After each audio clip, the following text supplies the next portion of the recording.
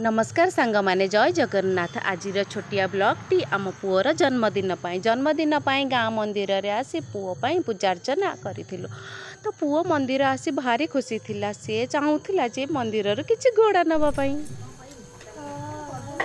मामा ये करदे पापड़ खाई खाई का पेट फुल हो कहीं पुअर जन्मदिन मो दीदी उपर बस फ्रेश फ्रेश पापड़ हो गला। पूरी पूरी करा हम अटा दौरान अटा याद दौरान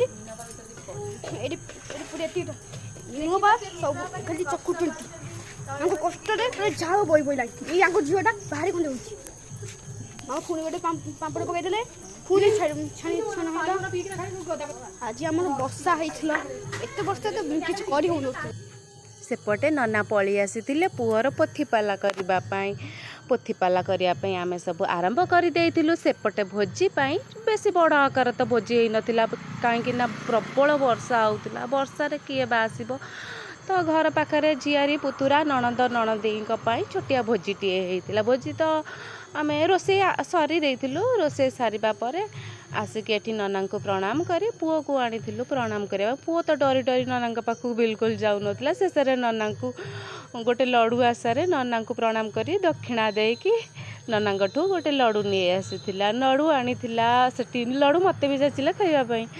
तो हो सारापर आमर संध्या बेले छोटिया केकटे काटापी प्रिपेरेसन करूँ। फैमिली मेंबर सब मिसिकी पुअर केक काटाटा आरंभ कर देइथिलु। Happy birthday to you. Happy birthday to you. Happy birthday, happy birthday, happy birthday to you. एटी केक कटाकटी सरला आम पुओ चलिया गोटे बैग दे टुंग टुंग टुंग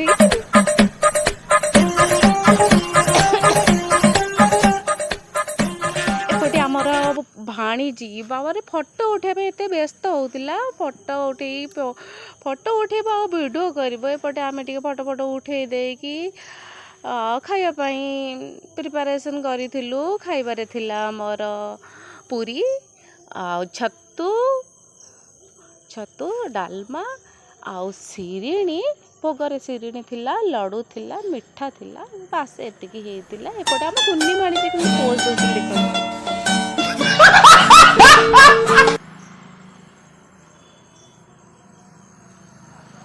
आमर सिंगम नना पलि आसी एठी किछि फोटो उठेलु फोटो उठे टिके भिडियो करदेलु भिडियो करके आमे खाइबा पई बसी जाइथिलु। आमे ननद ननदेई जा पिला माने बसिकी खाइथिलु। शेष गोटे सुंदर फोटोटे करी शेष करथिलु। बाय।